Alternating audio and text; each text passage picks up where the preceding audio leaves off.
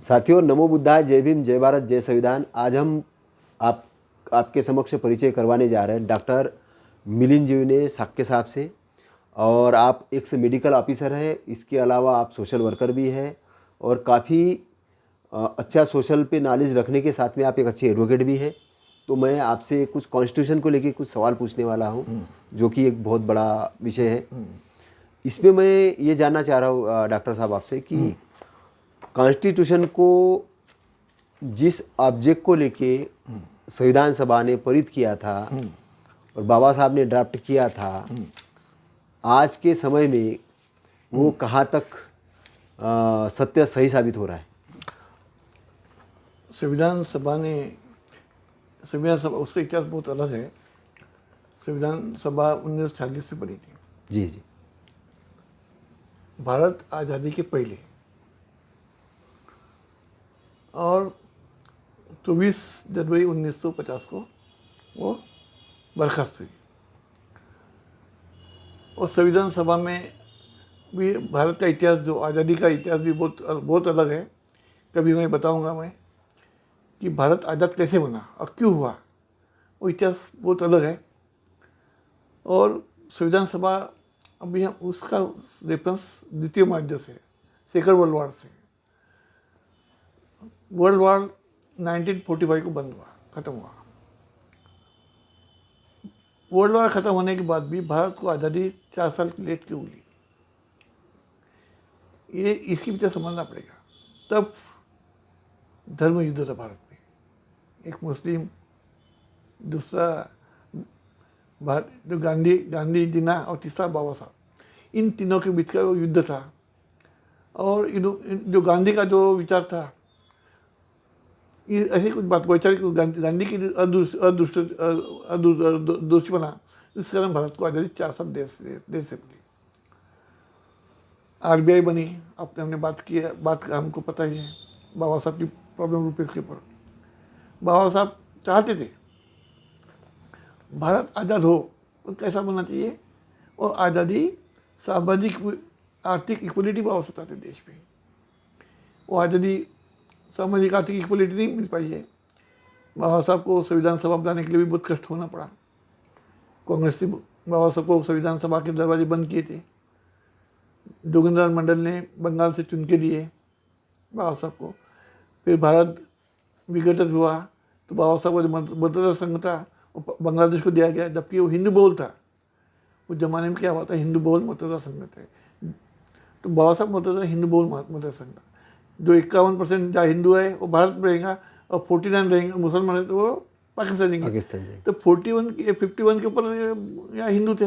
बाबा साहब मतदाता संघ बांग्लादेश को क्यों दे गया, इसलिए चौकमा बुद्ध का प्रश्न हमारे सामने आज है। बांग्लादेश के तक बुद्ध है, वो प्रॉब्लम देश पे हमारे सामने है, वो विषय अलग है। तो संविधान सभा बनी है 1946 में, भारत आज़ादी के पहले। अब संविधान सभा में भी बाबा साहब के आने के रास्ते बंद किए गए थे। अगर अंग्रेज सरकार नहीं होती तो बाबा साहब को संविधान सभा के दरवाजे बाबा साहब के खुले नहीं होते, हमको ये समझना पड़ेगा। तो संविधान सभा के दरवाजे बाबा साहब, अंग्रेजों के कारण संविधान सभा के दरवाजे खुले बाबा साहब के। किस प्रकार के? वो बहुत कुछ है। जो राउंड टेबल कॉन्फ्रेंस की बात है, वो बहुत बड़ा इतिहास है। तो संविधान सभा में बाबा साहब गए। बाबा साहब को फिर ड्राफ्टिंग कमेटी का चेयरमैन बनाया गया। बाबा साहब को लगता था कि मैं सिर्फ अपने लोगों के लिए जा रहा हूँ। बाबा साहब ने कहा भी अपने भाषण में, मैं संविधान सभा में लग रहा था कि मैं अपने समाज के लोगों के लिए जाऊँगा, उन्नति के लिए, समाज उत्थान के लिए जाऊँगा। लेकिन बाबा साहब को जवाबदारी आई संविधान सभा की। संविधान सभा जाने के बाद में जो वहाँ के जो लोग थे संविधान सभा ड्राफ्टिंग कमेटी के, उसमें से सब लोग मर गए, कोई लोग मरे, कोई लोग बाहर गए। उन्हीं बाबा साहब पकड़े पे वो जवाबदारी आई है। बाबा साहब ने 2 साल 11 महीने 17 दिन उसमें संविधान लिखा। तो आरोप लगा बाबा साहब के ऊपर कि संविधान लिखने में बहुत देर लगी। बाबा साहब ने बहुत से रेफरेंस दिया कि संविधान लिखने के लिए जो देरी लगी, इसके कारण भी बताया बाबा साहब ने। उसके अलावा उसके साथ ही बाबा साहब ने अन्य देशों के संविधान की बात बताया कि वो कितने साल लगे, वहाँ कितने शेड्यूल रहे थे, बहुत अलग बड़ा विषय है। तो तो बाबा साहब ने संविधान लिखते हुए लगभग 1949 का बाबा साहब 26 नवंबर का भाषण है कि हम लोग भारत का इतिहास बाबा साहब ने बताया। बाबा साहब ने संविधान लिखते हुए इतिहास बताया कि भारत देश एक गुलामी का इतिहास है भारत का। बाबा साहब ने वहाँ लिखा है, संविधान सभा के 26 नवंबर के भाषण में कहा है भारत का इतिहास गुलामी का इतिहास रहा है। अब भारत को गुलाम बनाने वाले हमारे अपने ही लोग थे। तो बाबा साहब कहते हैं क्या हम दोबारा गुलाम बनेंगे?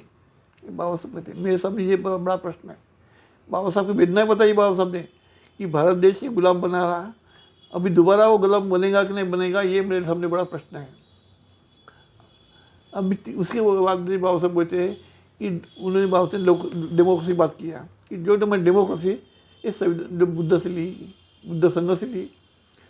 उसके बाद बाबा साहब का क्या कहते हैं कि तो हमें राजकीय इक्वलिटी मिली, राजकीय इक्वलिटी मिली, one man one vote one value की।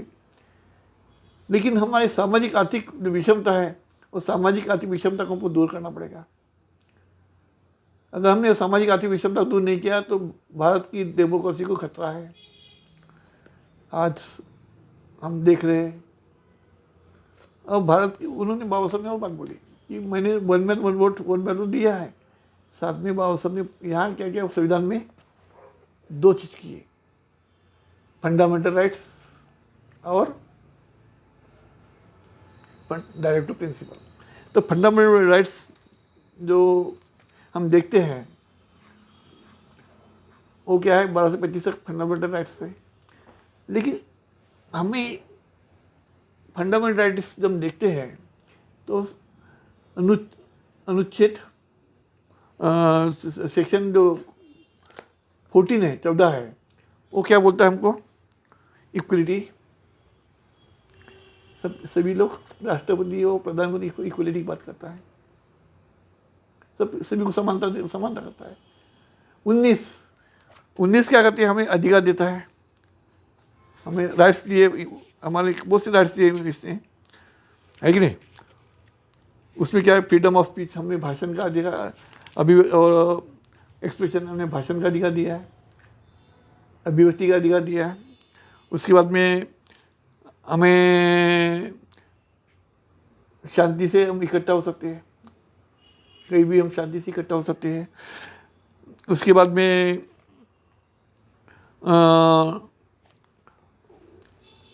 हम कहीं भी रह सकते हैं, कहीं भी हम वास्तव कर सकते हैं। हमें नौकरी का अधिकार मिला है, नौकरी हम कोई भी हम नौकरी कर सकते हैं। उसके बाद हम नौकरी कर सकते हैं, उसके अलावा उसके साथ ही भारत की कई ये जो कुछ बातें होती है ऐसे अधिकार को मिला संविधान ने, पर बाबा साहब एक अधिकार नहीं दे पाए। बाबा साहब इतना नहीं है, बाबा साहब संविधान में एक अधिकार देना चाहते थे, वो अधिकार बाबा साहब दिया नहीं, राइट्स ऑफ एम्प्लॉयमेंट। अच्छा, राइट्स ऑफ एम्प्लॉयमेंट, नौकरी का अधिकार बाबा साहब संविधान में नहीं। व्यापार नौकरी करने का अधिकार, नौकरी हम कर सकते हैं, व्यापार हम कर सकते हैं, लेकिन राइट्स ऑफ एम्प्लॉयमेंट्स, हमें नौकरी का क्या है अधिकार होना चाहिए।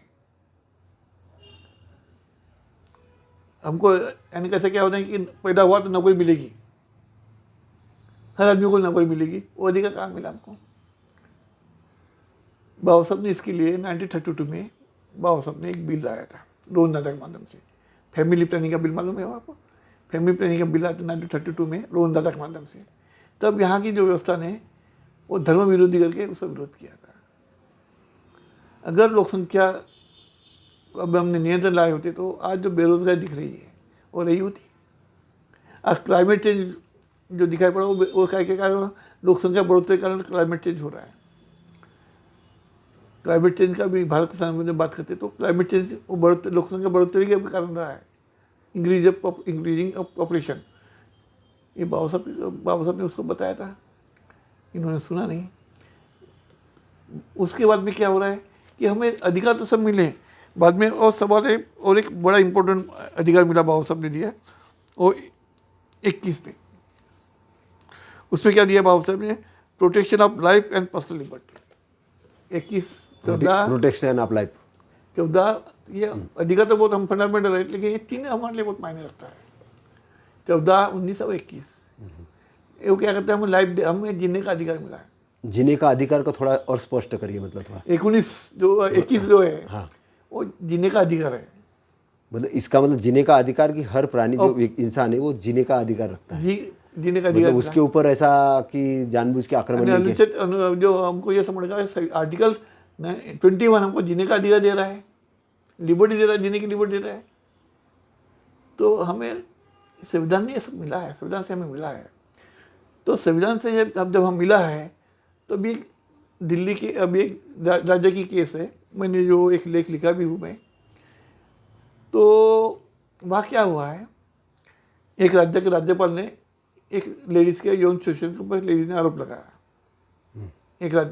किस राज्य पे ये बात नहीं करूँगा मैं। एक राज्य का राज्यपाल है, उसने एक औरत वहाँ जो कार्यरत लेडीज़ के ऊपर यौन शोषण किया, या उसने आरोप लगाया। वो पुलिस स्टेशन गई, पुलिस ने एफआईआर देने से मना किया। पुलिस ने एफआईआर लेने से मना किया। अभी ये मना करने के कारण अभी वो समझना पड़ेगा, मना जो किया इसका कारण भी रहा है। इसके ये कारण ये रहा 361 जो है, 61 में राष्ट्रपति या राज्यपाल इन पर क्रिमिनल केस नहीं लगा सकते। संविधान ने दिया है कि राष्ट्रपति हो या राज्यपाल इनके पर क्रिमिनल केस दायर नहीं कर सकते हैं। ये समझना पड़ेगा। अभी ये बहुत बड़ी केस, ये ट्रेजेडी है हमारे लिए। संविधान में बाबा साहब की अपेक्षा क्या थी, संविधान सभा की अपेक्षा क्या थी कि सभी को न्याय मिले। नहीं, ये जो लोग बनेंगे राष्ट्रपति या राज्यपाल बनेंगे वो कैसे लग रहेंगे, हम गणमान्य लोग रहेंगे, गणमान्य लोग, मतलब अच्छे लोग रहेंगे, विद्वान लोग रहेंगे। अभी हम क्या दिखते हैं यही खुद ही अपराध कर रहे हैं। अभी हम क्या दिख रहे हैं, ये लोग क्या कर रहे हैं, अपने पार्टी को नालायक ले रहे हैं, वो लोगों को राष्ट्रपति राज्यपाल मान देते हैं। यानी राजकीय व्यक्ति जो लायक हो या नहीं हो, भ्रष्टाचार लिप्त व्यक्ति वो राज्यपाल बन रहा है कि नहीं। तो ये जो संविधान की जो बातें हुई, ये चीज़ें यहाँ बड़ा प्रॉब्लम आ गया वो।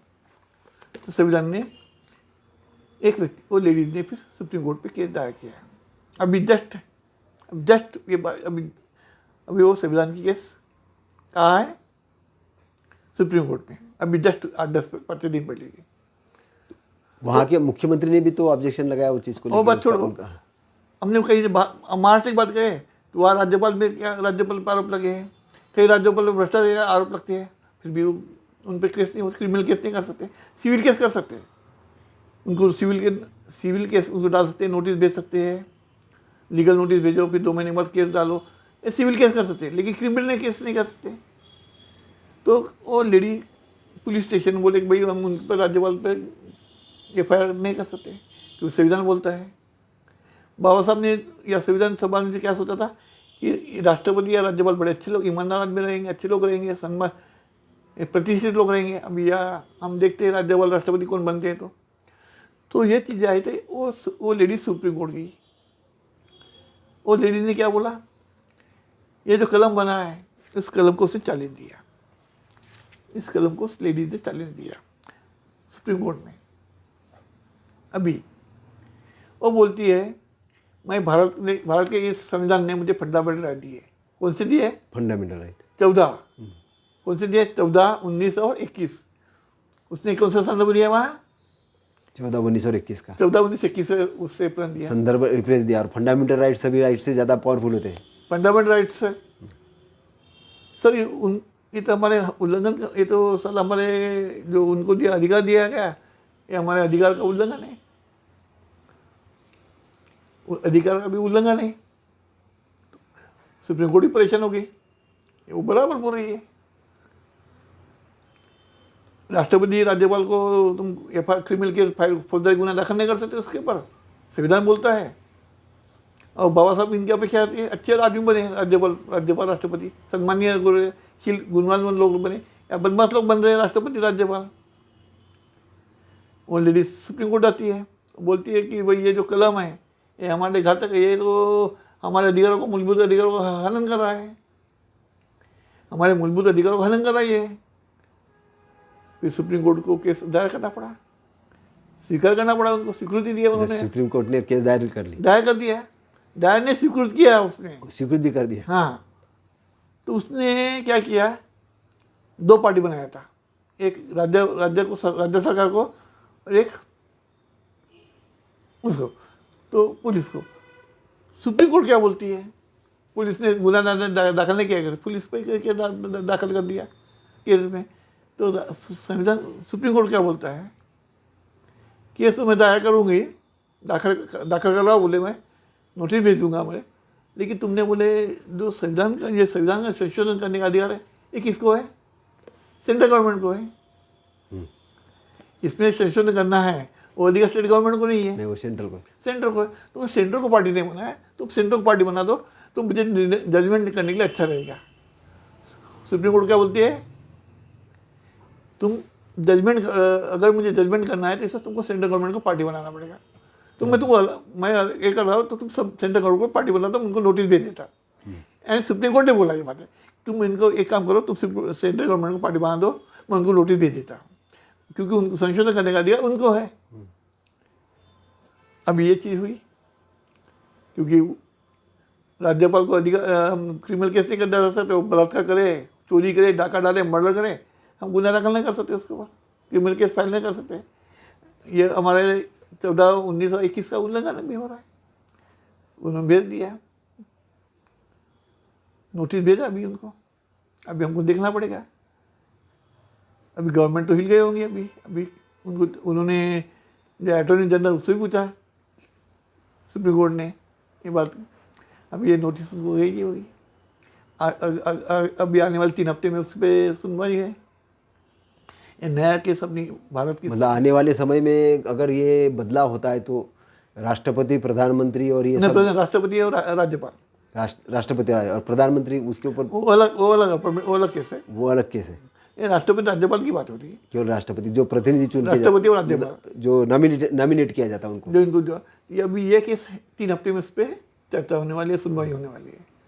अब ये हमारा संविधान हमारा ये अधिकार देता है हमें।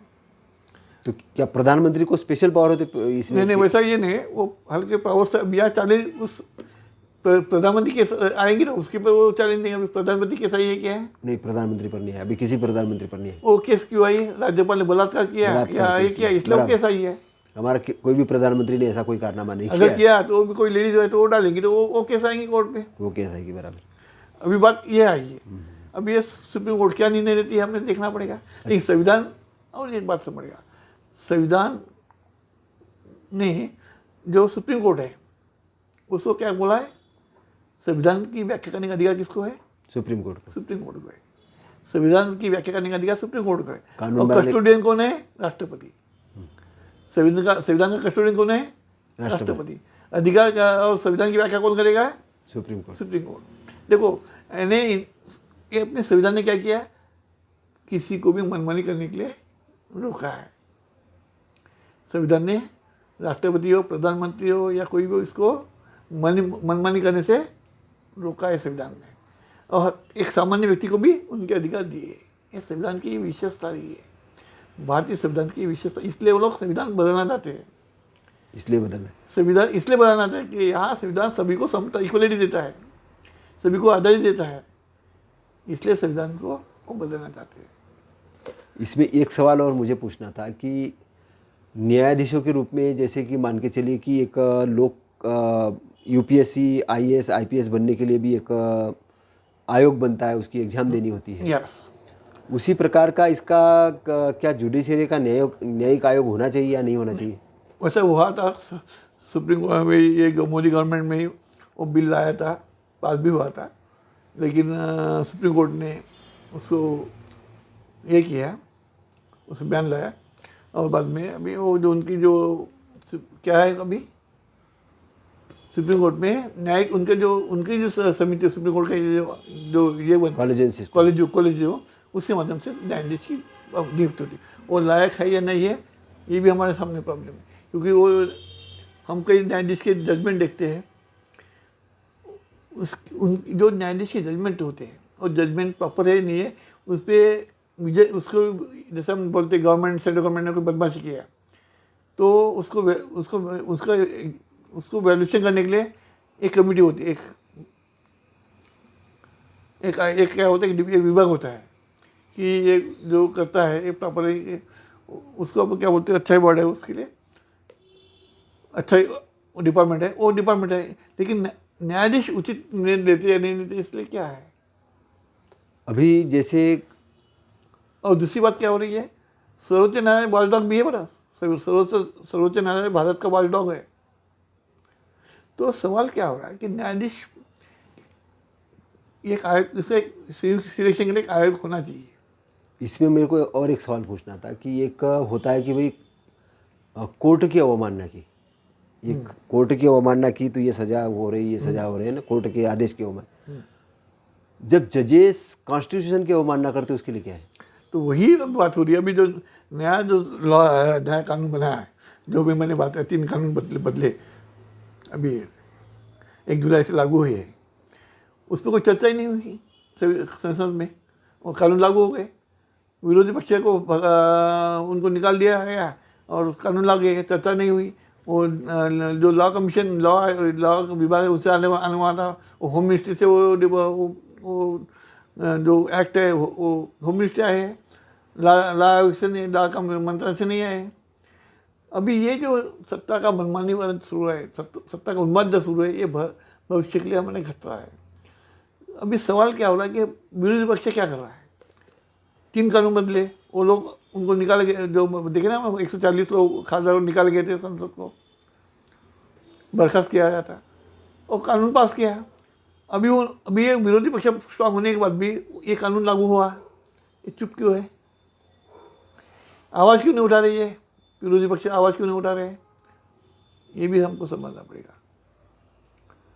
संविधान और जो न्यायाधीश होते हैं, वो न्यायाधीश भी, उनका बैकग्राउंड भी देखना पड़ेगा, उनके विद्वत्ता देखना पड़ेगा, वो कितने होशियार है या नहीं है, इसलिए उनका परीक्षा होना आवश्यक है। ये क्या नॉमिनेट हो रहे हैं, एक विशेष लोगों को वो नियुक्ति कर रहे हैं कॉलेजियम के माध्यम से, ये कहीं ना कहीं इसको रुका होना चाहिए। इसमें एक और चीज़ मुझे, जैसे कि कोई नेता भाषण देना शुरू कर देता, करते करते बोलते हम संविधान बदल देंगे, हाँ।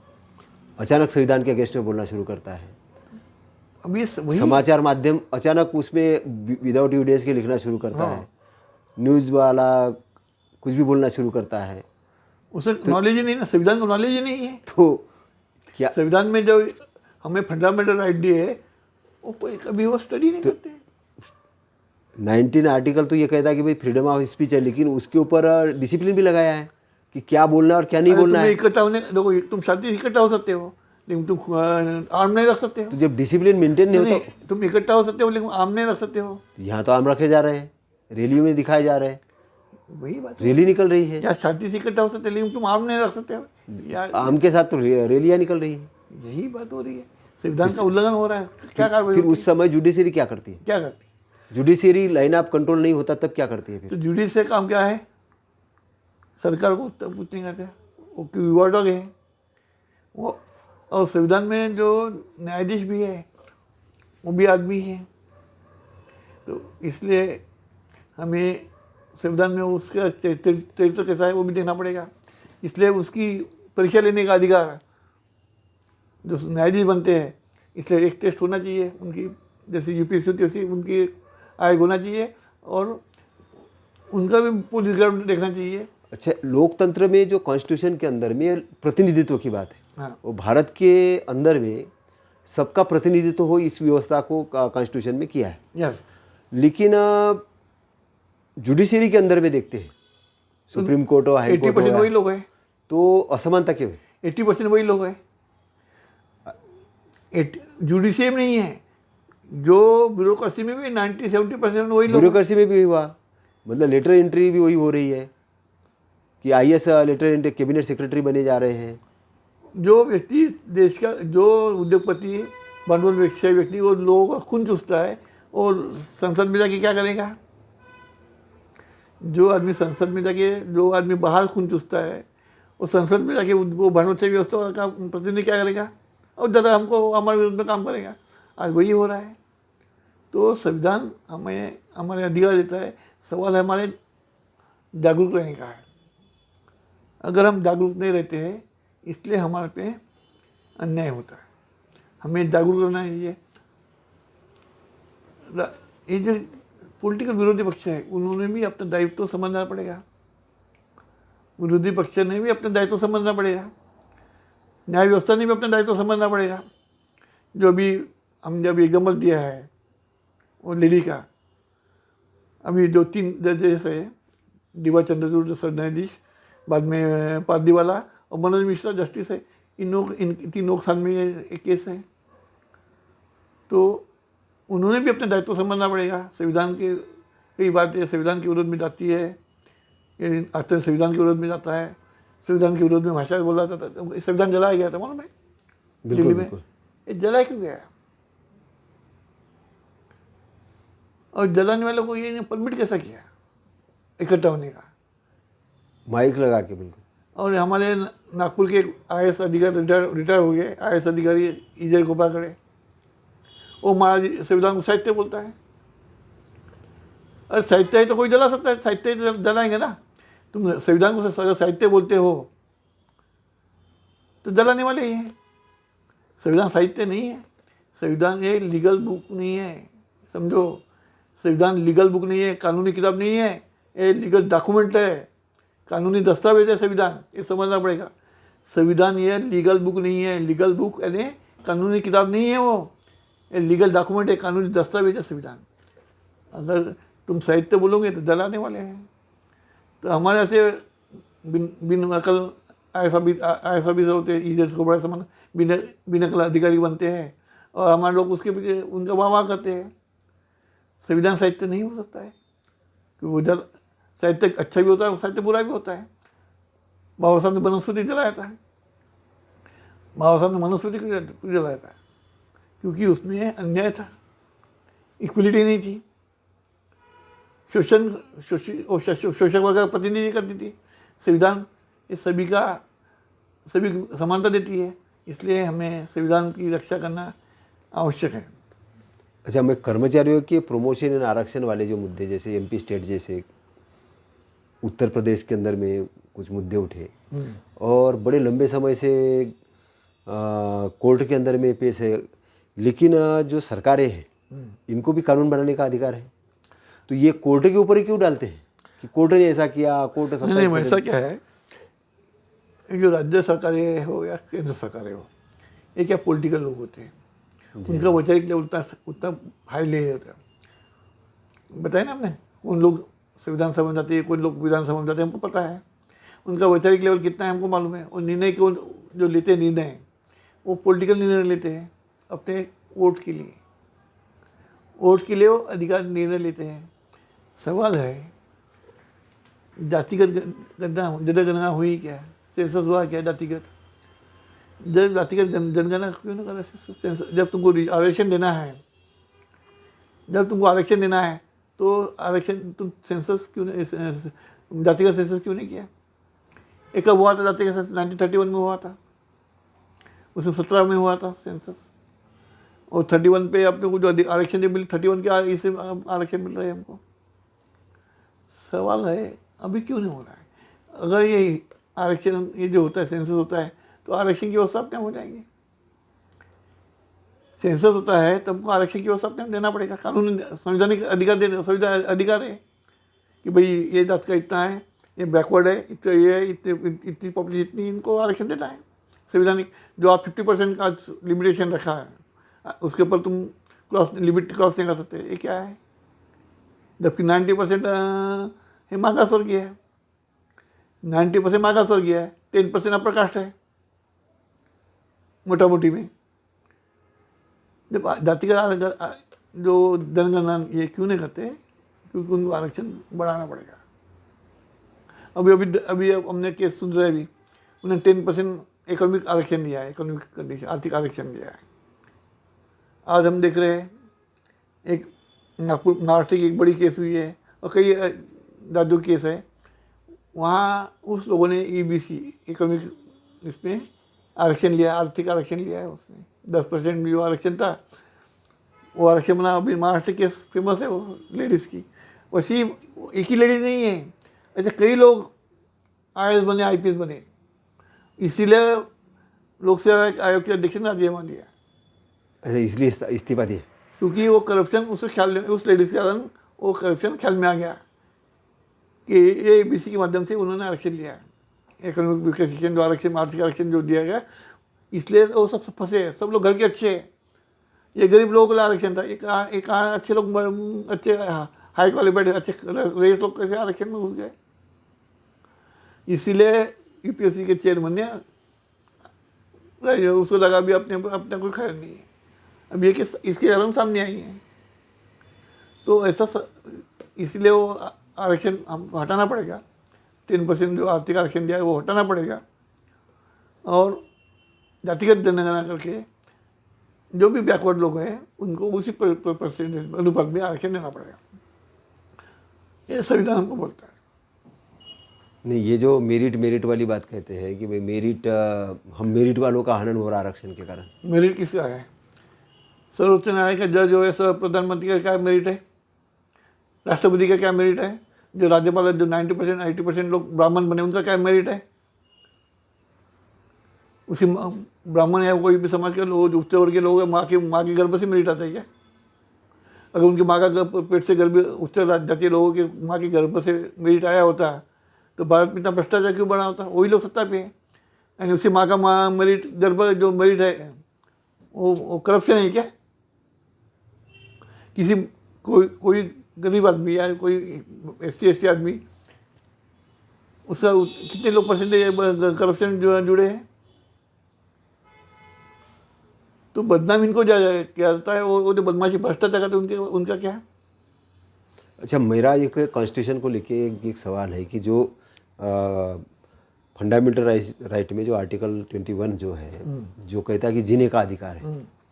अब जीने का अधिकार है, उसको स्वतंत्र रहने का अधिकार है, तो जीने के अधिकार के अंदर में जैसे किसी भारत का कोई नागरिक है, उसके ऊपर विपरीत स्थिति है, उस स्थिति के अंदर में मान के चलो कि उसने कहीं से लोन लिया है, पैसा नहीं भर पा रहा है, तो सरकार एक तरफ से कहती कि हम 2-2 लाख रुपए तो लोगों को मकान बनाने के लिए दे रहे हैं। नहीं, ये सवाल क्या हो रहा है? बाबा साहब ने ऐसी जो रेवड़ी बांटने से विरोध किया। बाबा साहब ने भत्ता देने, बाबा साहब बेकारी भत्ता देने का बाबा साहब ने विरोध किया था, बेकारी भत्ता का देने का विरोध किया था। ऐसी चीज़ों को बाबा साहब ने विरोध किया था। बाबा साहब भाषण में है, यहाँ बाबा साहब क्या कहते हैं कि तुम्हें एम्प्लॉयमेंट तुम्हें देना पड़ेगा, क्रिएट करना पड़ेगा। एम्प्लॉयमेंट को क्रिएट करना है, ऐसा मतलब उद्योग धंधे ऐसे स्थापित करो कि जिससे एम्प्लॉयमेंट लोगों क्रिएट को हो, जॉब मिले। ठीक, अगर तुम जॉब मिलता है तो काम करेगा। बिल्कुल सही। इन्होंने क्या किया? 5 किलो राशन दे दिया इनको। क्या माने आलसी वहाँ दिया, काम मत करो, तुम 5 किलो राशन खाओ। तो कैसा होगा? संविधान ये नहीं बोलता, तो ये संविधान का उल्लंघन है।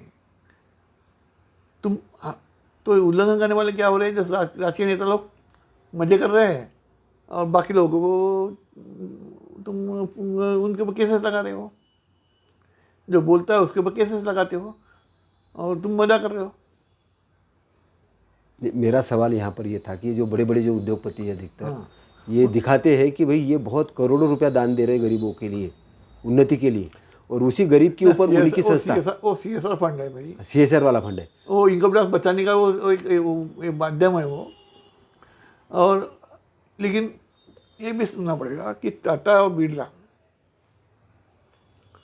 उन्होंने दान दिया। टाटा और बिरला ने, तुमको पता होगा जब भारत आज़ाद हुआ था तो भारत की अर्थव्यवस्था खूब खराब थी। नेहरू ने भी अपने घर बेचा था, दिया 10। ऐसे जो नेहरू ने भी अपने फाइनेंशियल योगदान दिया। हमारे विरोध वैचारिक मतभेद हो सकते नेहरू से, लेकिन भारत की अर्थव्यवस्था बहुत खराब थी। टाटा ने उनका योगदान रहा है, बिरला का योगदान रहा है देश के लिए। देश की आर्थिक व्यवस्था बनाने में टाटा और बिरला का योगदान रहा है। अभी इन बड़े अभी वर्तमान में क्या हो रहा है? वर्तमान अभी में जो टाटा, बड़े दो ये है, अडानी और अंबानी, इनका क्या योगदान है भारत की अर्थव्यवस्था में? अभी उन्होंने पूरा अर्थव्यवस्था को पूरा भांडवल व्यवस्था में पूरा योगदान किया। इन्होंने टाटा और बिरला ने योगदान दिया, समाज देश के लिए आर्थिक मदद की है। अभी उन्होंने अपेक्षा नहीं की थी। इन्होंने तो पूरा धंधा देश को खरीद लिया उन्होंने। तो ये चीज़ें हुए। ये टाटा के अंदर भी मतलब जहाँ तक SC ST OBC की अगर मैं बात करूँ है ना, इनके लिए क्या फिर रिजर्वेशन लागू किया टाटा ने? नहीं रिजर्वेशन की बात नहीं है, रिजर्वेशन विषय अलग है। वो प्राइवेट सेक्टर में वो व्यवस्था नहीं है। प्राइवेट सेक्टर में रिजर्वेशन की व्यवस्था नहीं है, उद्योग व्यवस्था में। अगर ये करते हैं तो उनको लेना पड़ेगा। और वे संवैधानिक व्यवस्था वो करते हैं, संविधान प्रोविजन करते हैं कि भाई आरक्षण तुमको वहाँ भी देना पड़ेगा, तो आरक्षण मिलेगा। वहाँ आरक्षण नहीं है, इसलिए वो लोग खुले ओपन से सब लोग जा रहे हैं, ओपन से जा रहे हैं वहाँ। मतलब वो राष्ट्रीयकरण नहीं होने के कारण उद्योगों का उद्योगों का राष्ट्रीयकरण होता होगा ना, वहाँ प्रोविजन होता है कि भाई तुमको इतने परसेंट तुमको SC ST OBC ये तुमको लेना ही है, तो वो लेंगे वो। अच्छा, मुझे एक चीज़ और ये पूछना है कि आजकल जैसे ये जो फाइनेंस वाला मैटर जो जहाँ तक आता है कि कोई जैसे व्यक्ति गाड़ी खरीदता है किसी कारण से उसका थोड़ा बहुत डिस्प्यूट हो जाता कभी कभी, है ना। क्या होता है कि कभी किसी को पैसा दे दिया, कोई 2-4-5 हज़ार रुपये उसने नहीं भरा है, ऐसी पोजीशन के अंदर में क्या बैंकिंग सेक्टर वालों को अपने गुंडे वगैरह लगा के उनके गाड़ी रोड पे छीनने का अधिकार है? नहीं है कॉन्स्टिट्यूशन के हिसाब से नहीं। और पुलिस थाने में अगर वो केस करने जाते हैं तो TI ये कहता है कि आप लोग तो साइन पूरे डॉक्यूमेंट पे कर देते तो इनको अधिकार मिल जाता है। नहीं, ये संविधान में ऐसा अधिकार नहीं दिया है। पुलिस जो बोलता है गलत बोलता है। कोई भी फाइनेंस कंपनी किसी घर में गुंडे नहीं भेज सकती, उनको लीगली नोटिस देना पड़ेगा। कमिश्नर क्या करता, हमारा कायदा क्या बोलता है, तुमने इन्होंने लोन लिया, इनको लीगल नोटिस दो। बैंक से लोन लिया, बैंक ने जिसे लोन लिया उसको लीगल नोटिस देना पड़ेगा। पहली नोटिस, दूसरी नोटिस, तीसरी नोटिस। पहली नोटिस से नहीं होगा, 3 नोटिस देना पड़ेगा। उसके बाद में उसको वार्निंग देना पड़ेगा। नहीं हुआ तो पुलिस केस करना पड़ेगा। भाई हमने 3 नोटिस दिया, पुलिस केस करो या कोर्ट पे केस डालो। कोर्ट पे केस डालना पड़ेगा तो कोर्ट ऑर्डर करेगा कि भाई इनका नहीं दिया, उन पर कार्रवाई करो। उनको अधिकार नहीं है, गाड़ी छीनने का अधिकार उनको नहीं है। छीनना भी होगा, गाड़ी छीनना ये करना, गाड़ी उसको कब्जा भी करना रहा तो थ्रू कोर्ट करना पड़ेगा। अगर विदाउट कोर्ट के अगर वो कब्जा करने की कोशिश करे उस दशा में उन कंपनी के ऊपर क्या किया जा सकता है? तो वही वो मनमानी है ना। नहीं, उस मनमानी अगर करने की कोशिश की जाती तब पुलिस केस करना पड़ेगा। भैया आम नागरिक का हमने पुलिस से जाना चाहिए कि भाई मैंने लोन लिया, वो मैंने तो पेमेंट नहीं किया और हमारे संविधान ने हमको ये इन्होंने संवैधानिक प्रोविजन फॉलो नहीं की, इसलिए वो गुंडा जाकर करो हमारे छीनने का जो भी है। फिर वो पुलिस के NC मैटर होगा, वो नॉन कॉमन ऑफिस होगा, वो रजिस्टर करना करेगा तो वो केस फिर वो पुलिस बोलेगा ये NC मैटर है, तुमको कोर्ट जाना पड़ेगा। तो वो आदमी कोर्ट जा सकता है। फिर वो क्या करेगा, ये मैटर NC मैटर है, तो उसके लिए मतलब पुलिस लिख के देगा, मतलब कि पुलिस में FIR डालना पड़ेगा। वो NC करेगा, NC नॉन कॉमन ऑफिस, वो केस उसमें लिखता फिर ये NC हुई मैटर, ये तुम्हें कोर्ट पे जाके तुमको कोर्ट में जाना है। तो वो NC की कॉपी जो मिलेगी पुलिस से, वो जाके कोर्ट पे केस दायर होगा, केस वो दायर करना होगा। ये लीगल प्रोसीजर। केस उस कंपनी के विरोध में जाएगा कि मैनेजर के विरोध में जाएगा? कंपनी के विरोध में, सीधे कंपनी के विरोध में।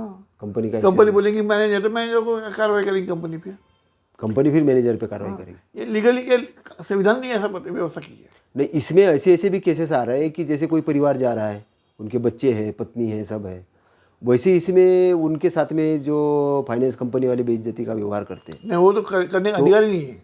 और रोकने की कोशिश करते हैं। तुम्हारे घर में आने का, कोई गुंडे करने का, तुम्हारे घर में आने का भी अधिकार नहीं है। उस दशा में फाइनेंस कंपनी वालों पर क्या केस बन सकता है? तुम्हें ऐसे टाइम में क्या करना पड़ेगा कि उस कंपनी के विरोध में सुप्रीम कोर्ट में अपना RBI में कंप्लेंट डालना पड़ेगा। RBI में उसका लाइसेंस निरस्त करने के लिए कि भाई ये मैंने यहाँ से लोन लिया हूँ, बिल्कुल।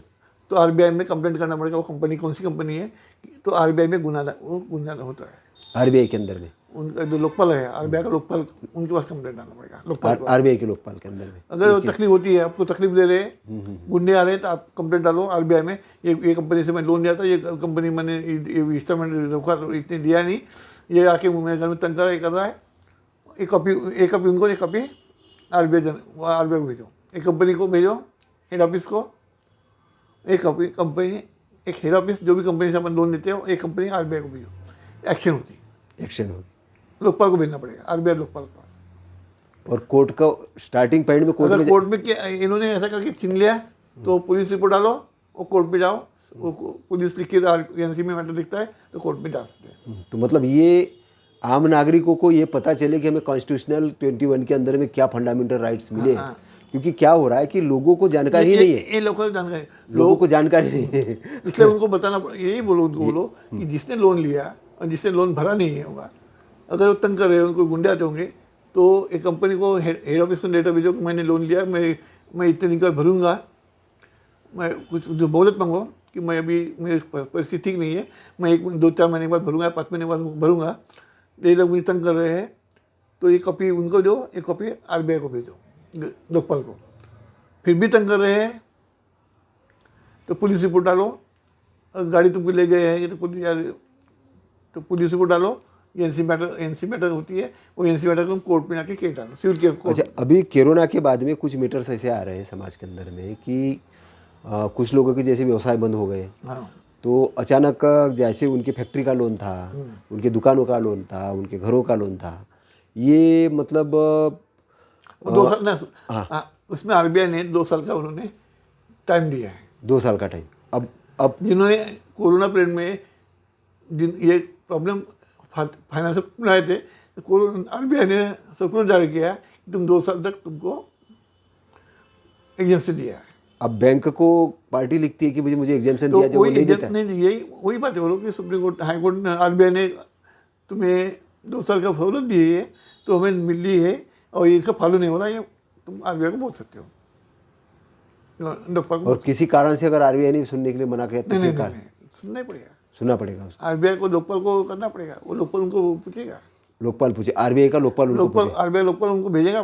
अगर आप उनको पार्टी ये करते हो तो उनको नोटिस भेजाएगा, तुमको इन्फॉर्म आएगा तुम्हारे केस कौन सी नंबर केस है, तुमको भी कौन सा केस नंबर क्या हुआ, हमने वहाँ आरबीआई में जाने बाद में तुमको अपनी केस नंबर मिल जाएगी, तुम्हारा मोबाइल नंबर देंगे तो मोबाइल पे तुमको मैसेज आ जाएगा, तुम वहाँ मोबाइल नंबर लिख दोगे ना, तुम्हें मोबाइल पे मैसेज आ जाएगा फिर कि तुम्हारी केस रजिस्टर हुई है, तुम्हारी ये कंप्लेंट आई है, तुम्हारी केस रजिस्टर हो गई है। नहीं, अभी क्या हो रहा है एक्चुअल में कि बैंकिंग सेक्टर के अंदर में, खासतौर से फाइनेंशियल जो सेक्टर्स है, इसके अंदर में जो खासतौर से जो कुछ बैंकों में, कुछ सबका नहीं बोल रहा, लेकिन कुछ बैंकों में कुछ जगह मार्केट के जो एक वर्ग जो होता है कि जो पैसे वाला वर्ग है या जो मतलब धंधे वाला वर्ग है, जिसको मानवता से कोई मतलब नहीं है, वो बैंक मैनेजर के साथ में अटैच हो जाता है। और बैंक मैनेजर उससे कॉल करता है कि एक प्रॉपर्टी आई है, और वहाँ कमीशन का लेन देन होता है। यही प्रोसीजर फॉलो करो, उसको सब यही प्रोसीजर फॉलो करना है। और क्या होता है कि जैसे किसी एरिया की प्रॉपर्टी का मान के चलो कि 5 करोड़ का मार्केट वैल्यू है, वो पता चलता है कि उसको 2 करोड़ में एक्शन कर लेते हैं, 1 करोड़ में एक्शन कर लेते हैं। कोई भी तुम एग्रीमेंट करते हो तो आरबीआई गाइडलाइंस के ऊपर एग्रीमेंट करना पड़ेगा। बैंक को भी एग्रीमेंट करना है तो आरबीआई गाइडलाइंस के थ्रू एग्रीमेंट करना, एंड जो गाइडलाइंस है उसके अंतर्गत तुमको फाइनेंस कंपनी हो या बैंक हो, उसके अधीन ही तुमको एग्रीमेंट करना पड़ेगा। और दूसरी बात क्या है कि कोई आदमी तुम्हारे घर पे गुंडा का नहीं भेज सकते, इसलिए तुम्हें सिंपल बात है कि जो भी भेजते हैं तो तुम आरबीआई पास लोकपाल है, आरबीआई का लोकपाल, उनके नाम से लोकपाल आरबीआई मुंबई, महाराष्ट्र के नहीं पूरे भारत के लिए आरबीआई के मेन जो आरबीआई है वो मुंबई के अंदर में, मुंबई में। तो नहीं, जैसे उसके ब्रांचेस है, जैसे सब ब्रांचेस, तो वो नहीं लोकपाल एक ही रहता है, लोकपाल एक है, वो मुंबई के अंदर में। और जैसे वो बोलते हैं कि भाई भोपाल, जैसे मान के चलो भोपाल के अंदर एक आरबीआई का ऑफिस है, कॉपी टू भोपाल भेज दो। अच्छा, कॉपी टू भोपाल, लेकिन मेन है मुंबई, बाद में भोपाल में लिख दो। अच्छा, मतलब मैं समझ गया कि लोकपाल का मतलब है मुंबई से कनेक्टेड। तो सभी दर्शकों को ये बात बहुत ध्यान रखने की जरूरत है कि लोकपाल का एक ही ऑफिस है, वो है मुंबई के अंदर में। तो किसी के ऊपर भी कोई बैंक है, फाइनेंशियल संस्थान है, आपको आउट ऑफ कॉन्स्टिट्यूशन जाकर अगर वो ऐसा कुछ कर रहे होंगे तो आप सीधे मुंबई में लोकपाल को लिखना है। मतलब ये डॉक्टर साहब ने जो जानकारी दी कि काफ़ी उपयोग की जानकारी है। जो और उनको कोई भी फाइनेंस कंपनी बैंक उनको कानून थ्रू करना पड़ेगा। और कोरोना के पीरियड में 2 साल का उन्होंने वैसा पीरियड दिया था, तो अगर फिर भी उन्होंने गुंडागर्दी किया तो पुलिस स्टेशन जाके कंप्लेंट करो, एनसी रिपोर्ट दाखिल होगा तो एनसी के आगे कोर्ट में तुम सिविल कोर्ट में केस दायर कर, एनसी का मतलब क्या होता है एनसी? Non cognizable offence. अच्छा, नॉन कर्जेबल ऑफेंस, ओके। तो तुमको एनसी मैटर करेगा पुलिस, तो एनसी तुमको एक लेटर दे देगा एनसी यानी नॉन कॉग्निजेबल ऑफेंस एफआईआर, वो एफआईआर ही है, वो एफआईआर ही है, वो कॉपी मिलेगी तो तुमको वो लिखा रहता है तुमको कोर्ट में जाना है करके, वो लिखा रहता है पुलिस के इसमें वही एफआईआर लिखा रहता है कि तुमको न्याय मांगने के लिए तुमको न्यायालय जाना है, तो न्यायालय फाइल करो, न्यायालय बाद में उनको नोटिस इशू हो जाएगा, हो गया, न्यायालय में केस चलेगी। हाँ, नहीं ये इसमें एक्चुअल में क्या हो रहा है डॉक्टर साहब, ये मेरे सवाल भी पूछने का ये मकसद था कि एक्चुअल में कुछ भी होता है तो लोग संविधान के ऊपर आते हैं कि हमारा संविधान कोई काम का नहीं है, हमारा संविधान ने इतने अधिकार दिए तुम्हें, ये अधिकार ये तुमको जानकारी नहीं है, जो अभी मैं बता रहा हूँ। जो लेडीज़ के बदले वो राज्यपाल ने बोला, राज्यपाल के बारे हुआ तो वो लेडीज़ का आ गई पुलिस से, पुलिस ने मुनाजा किया, क्यों नहीं किया कि उनको अधिकार दिया कि राज्यपाल पे हम पुलिस एफआईआर नहीं कर सकती, क्रिमिनल नहीं कर सकते, तो अभी सुप्रीम कोर्ट गई, सुप्रीम कोर्ट अभी उसके ऊपर संशोधन अभी उनको बता देगी, सुप्रीम कोर्ट ये भी हो सकती है गवर्नमेंट को, सेंट्रल गवर्नमेंट को तुमको इसमें अमेंडमेंट करना है, संशोधन करना है, ये भी आदेश कर सकते। अच्छा, एक और कॉन्स्टिट्यूशनल ऐसा एक आया कि आउट ऑफ मतलब जैसे कोई व्यक्ति रिटायर्ड हो गया, सपोज मान ली रिटायर हो गया और यहाँ पर ये व्यक्ति है कि एक डिपार्टमेंट का हेड बनने वाला है, अब उसको हेड नहीं बना के सरकार ने वो रिटायरमेंट आदमी को उठा के उसका हेड बना दिया। नहीं, वो तो नहीं होना, वो उस क्या दशा है? में क्या मतलब? नहीं, एक्चुअली क्या हो रहा है, हेड जो पोस्ट होती है वो सिंगल पोस्ट होती है। हाँ, बिल्कुल बिल्कुल, हर डिपार्टमेंट की एक सिंगल पोस्ट होती है, वो उसको आइसोलेटेड पोस्ट बोलते हैं, आइसोलेटेड पोस्ट। आइसोलेट। इसमें आइसोलेटेड पोस्ट में रिजर्वेशन नहीं होता, आइसोलेटेड पोस्ट में रिजर्वेशन नहीं होता है। हमने कोशिश की, हमने हमारे टाइम में कोशिश की थी आइसोलेटेड रिजर्वेशन होना चाहिए, कोशिश की थी, और मैंने गवर्नमेंट को लेटर भी लिखा कि आइसोलेटेड पोस्ट में रिजर्वेशन होना चाहिए। मैंने हमारे संगठन के माध्यम से कई बातें हमने लिखी कि सम्राट अशोक की जयंती को छुट्टी दी जाए। हमारे संगठन ने वो लेटर दिया मुझे, भारत सरकार लेटर भी आया मुझे। अब तो हमने सम्राट अशोक की जयंती मनाने के लिए हमने लेटर दिए भारत सरकार को, छुट्टी होना चाहिए, सरकारी स्तर पर वो जयंती मनाई जानी चाहिए। यहाँ दुनिया भर की जयंती मनाई जाती है और जिस आदमी की भूमि है उनका जयंती बनाई जाती है, तो उसके हमने मांग की है। तो ऐसी चीज़ें अपने को मांग करना पड़ेगा। तो वो कहाँ तक पहुँची मतलब प्रोग्रेस? अभी उनका लेटर आया है, अभी देखते भी क्या होता तो, और अपने दोबारा भेजे हमने, देखते भी क्या करते तो ये जो स्टूडेंट है, मैं मतलब ख़ास तौर से कि मेरे एक मित्र थे, वो जो रिटायर्ड प्रिंसिपल चीफ मतलब आईएएस ऑफिसर थे, प्रिंसिपल सेक्रेटरी थे। अच्छा, तो उन्होंने एक बात कही थी उस समय कि हमारे लोगों को ज़्यादा से ज़्यादा लॉ करना चाहिए, भले वो किसी भी पोस्ट में। लॉ करने से फायदा नहीं है। हाँ, सवाल मैं यहाँ तुमको कई वकील लिखेंगे, बराबर, लेकिन कई सभी वकील की बात नहीं कर रहा, कुछ वकील ऐसे हैं लेकिन जिनको सिर्फ लॉ का डिग्री ले लिया, नॉलेज कुछ भी नहीं होता, कुछ भी नहीं। तो हमें लॉ का पूरा ज्ञान पाना पड़ेगा। अभी हम कैसे ऐसे भी लोग देखे हमने जिन्होंने लॉ नहीं किया, फिर भी लॉ में बहुत होशियार है, संविधान और कॉन्स्टिट्यूशन पढ़ाई नहीं किया, फिर संविधान में बहुत एक्सपर्ट है। मतलब वहाँ पर है पढ़ने की बात की, वो किस तरीके से पढ़ाई अध्ययन करना बोलता है, अध्ययन की बात है, अध्ययन और उसका इम्प्लीमेंटेशन, प्रैक्टिकल दोनों अध्ययन और प्रैक्टिकल अगर वो करते हैं तो भले ही वो लॉ नहीं किया तो भी वो आगे जा सकता है, मतलब बिल्कुल यानी इसके बारे में अच्छी गाइडेंस तो वो दे सकता है। अच्छा, संविधान लागू करने का जो मेन काम है, ये जो एक तो व्याख्या करने का मतलब कोर्ट का है, और सुप्रीम कोर्ट का है, और दूसरा लागू करने का काम विधानसभा का, और ये अपना कानून बनाने का काम कानून बनाने का अधिकार इनको है, संसद को और विधानसभा को, ये अपने स्टेट के लिए कानून बनाए इनके लिए, है ना, कानून बनाने अधिकार इनका है, लेकिन व्याख्या करने का उनको है। ये अगर गड़बड़ कानून बनाते हैं तो वो रिजेक्ट भी कर सकते है ना, और सुप्रीम कोर्ट ने अगर गलत व्याख्या की तो ये भी उसको कानून को बदल सकती है। दोनों का एक दूसरे के और ये समन्वय है। तो इसका मतलब ये है कि हमें दोनों तरफ प्रतिनिधित्व के रूप में जाना बहुत जरूरी है ना। तो अभी मैं आपको ये बात बताना चाह रहा हूँ कि एक समाज के अंदर में एक ऐसा भ्रम फैला दिया गया है कि राजनीति अच्छी चीज़ नहीं, मतलब ये राजनीति अच्छी नहीं है, ये बात नहीं। जब तुम जाओगे तो राजनीति अच्छी कैसे होगी? तुमको अच्छे लोग जाना चाहिए राजनीति में, तब राजनीति अच्छी होगी। लोगों पे डिपेंड है। सवाल लोगों ने राजनीति में अच्छे लोग भेजना चाहिए, तभी राजनीति अच्छी होगी। बिल्कुल बिल्कुल। चलो मुझे तो डॉक्टर साहब, आप बहुत बड़े आंदोलन चला रहे हैं, आपका मतलब बहुत बड़ा नाम है, और काफ़ी ऐसा लगता है कि आपसे बात करते रहें, लेकिन शॉर्ट पीरियड के टाइम में आपने काफ़ी अच्छी जानकारी दी। तो हमारे दर्शकों को आज के इसमें संविधान के संबंध में या अन्य सोशल के संबंध में क्या आप मेन संदेश देना ना, चाहते मैं हैं? तुमको एक संदेश दूंगा, संविधान को पढ़ो, पढ़ो ही नहीं, संविधान को समझो। पढ़ने से नहीं होगा, तुमको समझना पड़ेगा संविधान क्या है। तो संविधान को पढ़ो, समझो और अपने अधिकार के प्रति जागरूक रहो, यही मैं कहूँगा। तो आपने इतना समय दिया, इसके लिए आपका धन्यवाद।